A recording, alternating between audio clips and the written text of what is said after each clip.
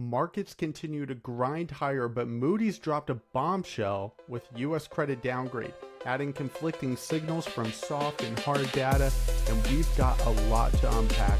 We're breaking it all down to key economic data to watch, plus earnings reports that matter the most this week, and whether AMC is actually setting up for a bull run. That's right, you heard me correctly. If you're into real market talk, no hype, just clarity, make sure to hit that like button, subscribe, and follow us wherever you listen to your podcast. Now, let's get into it.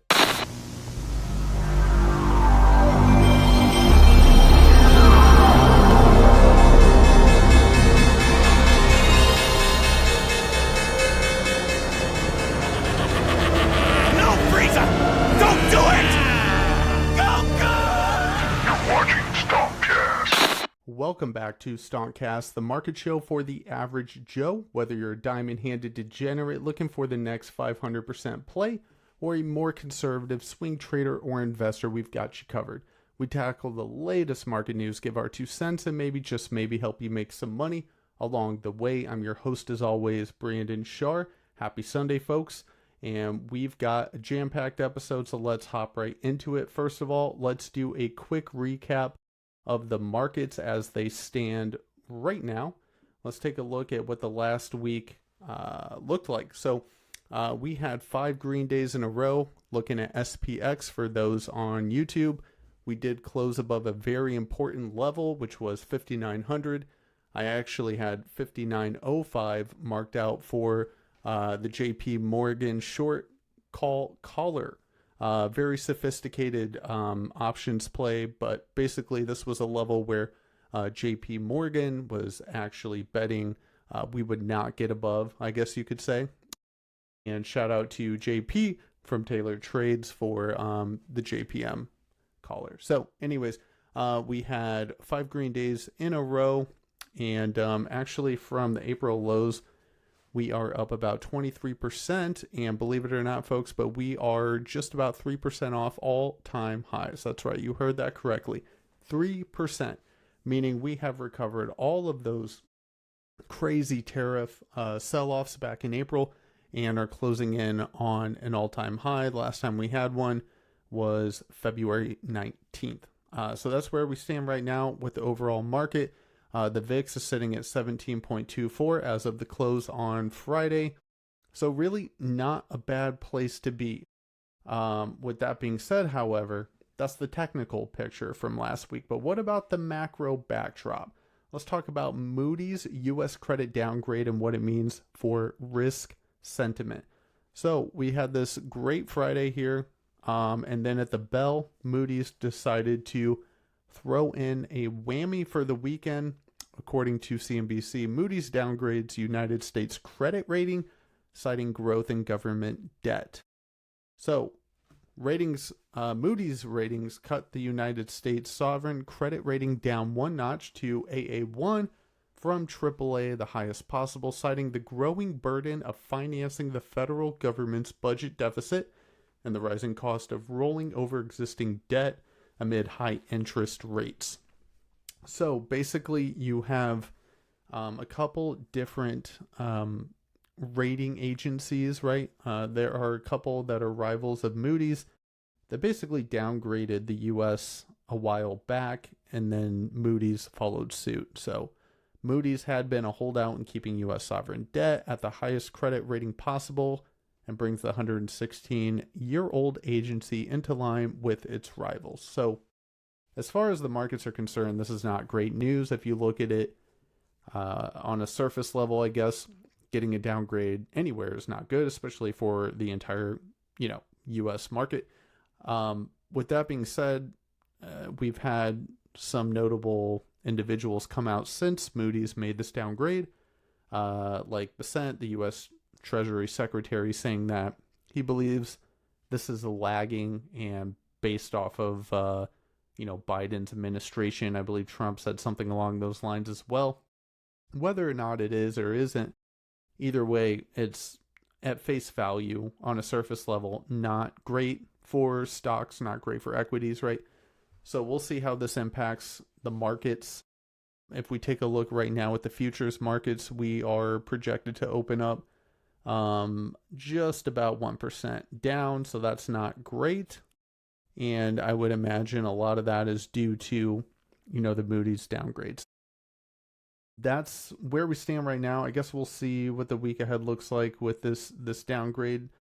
I really couldn't tell you a whole lot about, beyond that on a macro level, how it's going to impact things. But basically, Moody's is simply saying that we have too much debt and interest rates are too high, and the government's gonna struggle. So that's basically what they're saying right now. Credit concerns aside, however, the real tug of war is happening between the data. Let's unpack these mixed signals from soft and hard economic indicators. So I was looking at consumer sentiment, which came out on Friday, and it slid to the second lowest recording as inflation expectations jump after tariffs. So basically, U.S. consumers are becoming increasingly worried that tariffs will lead to higher inflation. According to a University of Michigan survey released Friday, the index of consumer sentiment dropped to 50.8, down from 52.2 in April, in the preliminary reading for May. That's the second lowest reading on record, behind June 2022. The outlook for price changes also moved in the wrong direction. Year ahead inflation expectations rose to 7.3 from 6.5 last month, while long-term inflation expectations ticked up to 4.6 from 4.4. Now, that is not good, right? But that being said, we did have some hard data that came in last week, like CPI, like PPI, inflation gauges, and those looked great. So it's really hard to, make sense of the fact that the hard data looks good, the soft data doesn't look that great. And one interesting thing to point out here, as this article from CNBC highlights, however, the majority of the survey was completed before the US and China announced a 90-day pause on most tariffs between the two countries. So the trade situation appears to be a key factor weighing on consumer sentiment. So in a sense, this is lagging as well, right? So, I'm not personally giving too much weight to consumer sentiment right now, just because, I think a lot of pre-China US trade deals are baked into this number and why it's so low. And this is also part of the reason, I think, why the Fed is in such a tough spot right now, because you have mixed signals between hard data and soft data. So consumer sentiment, not that great.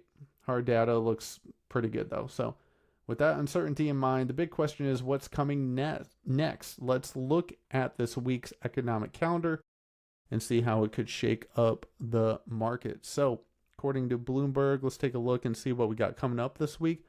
You got some Fed speakers tomorrow, Tuesday, not a whole lot. Crude oil inventories on Wednesday. And that could be a volatile reading. That comes out at 10:30 a.m. Eastern time. On Thursday, we get initial jobless claims. That's going to be a big one.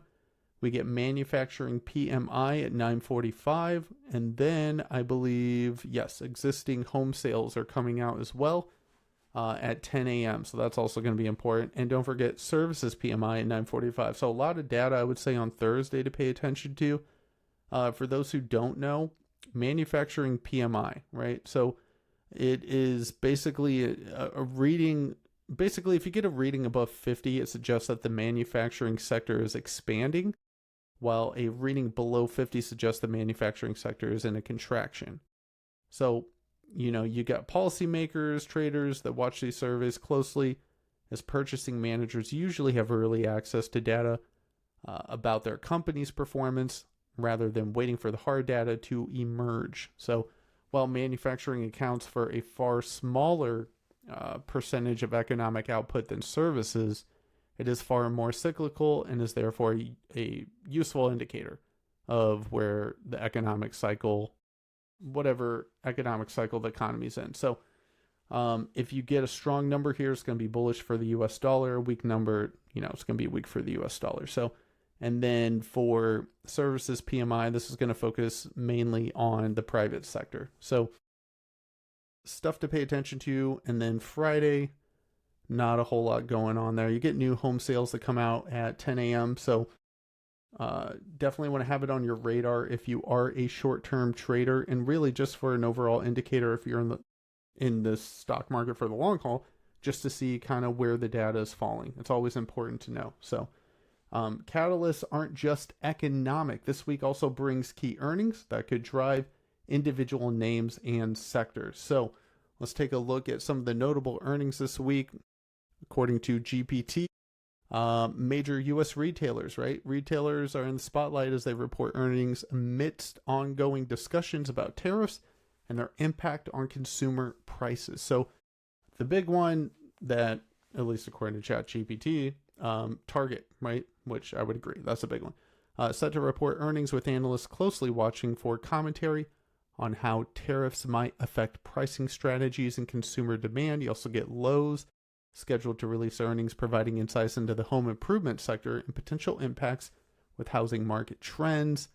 Toll Brothers reports for housing and construction, technology, and cybersecurity. You get Palo Alto Networks reporting. So those are some of the earnings if you want to be a degen and, I don't know, play some calls on Target or puts for that matter. This would be the week to do it with earnings in the spotlight. So that's what we got this week for earnings. We're kind of slowing down for earnings season, so not a whole lot going on there. And let's take a look. Now let's zoom in on a stock that's starting to buzz again, folks. AMC. Is it just noise, or are we seeing a setup on the bullish side? So, let me just preface this with saying there are a lot of people out there who, on YouTube and other platforms, like to push a lot of meme stocks. AMC is a classic one, right? For those who were around back in 2020, 2021, I was and paying attention to a lot of people talking about it. There was a lot of hype around it. People saying, hold, shorts haven't covered, yada, yada.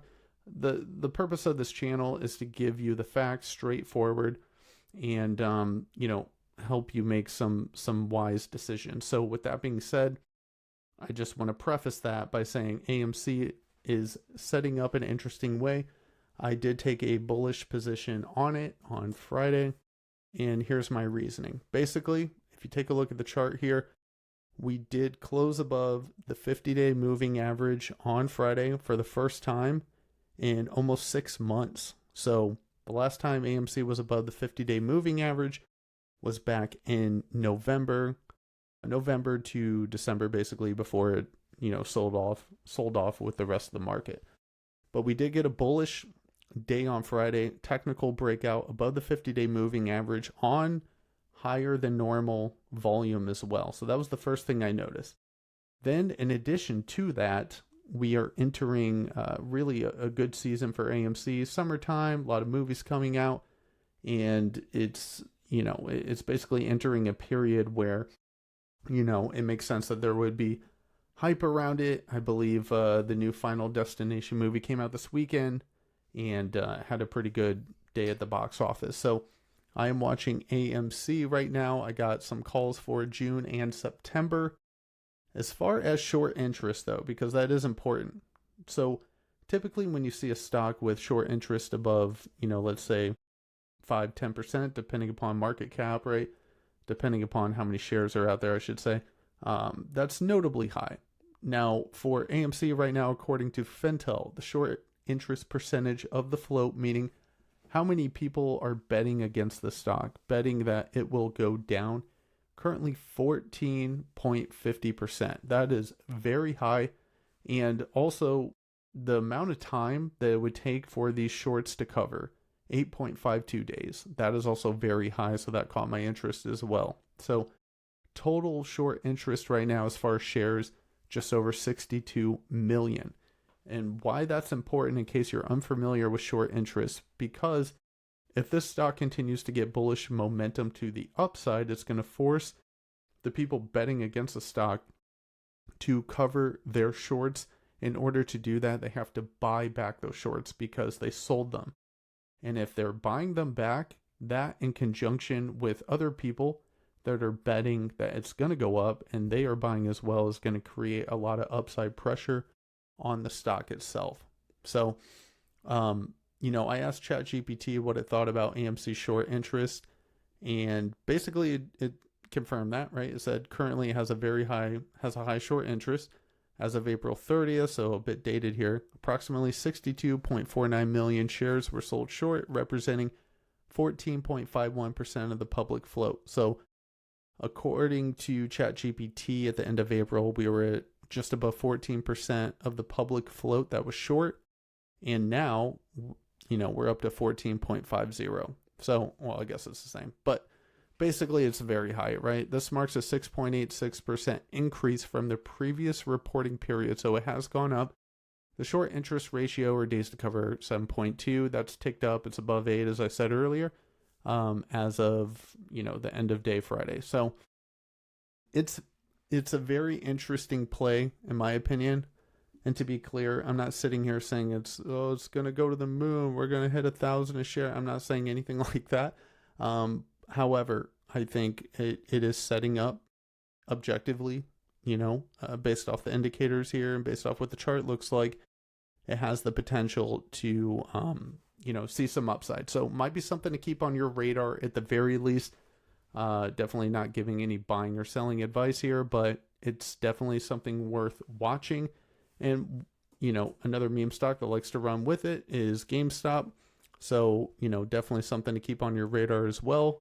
GameStop is above the 50 and the 200-day moving average as of right now. So if this gets momentum, it's a safe bet to say that AMC will, most likely run with it. So that's about all I got for tonight. This week ahead is going to be interesting to see how the market reacts to, the Moody's down rating. I guess that's not technically the right word there, but basically Moody's cutting our credit rating for the US is not a good thing. It's a bearish thing. So we'll see how the market reacts.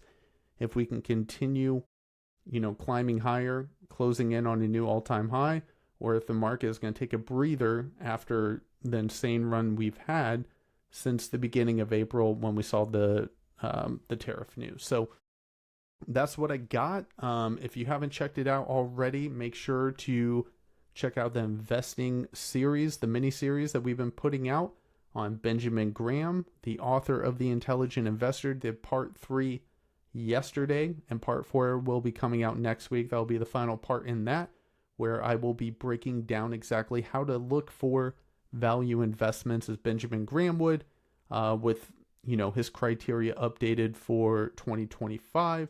Thanks as always for watching. Make sure to like and subscribe, share with a friend. We will be back on Wednesday for a midweek check-in. And with that, folks, have a good night. And remember, plan the trade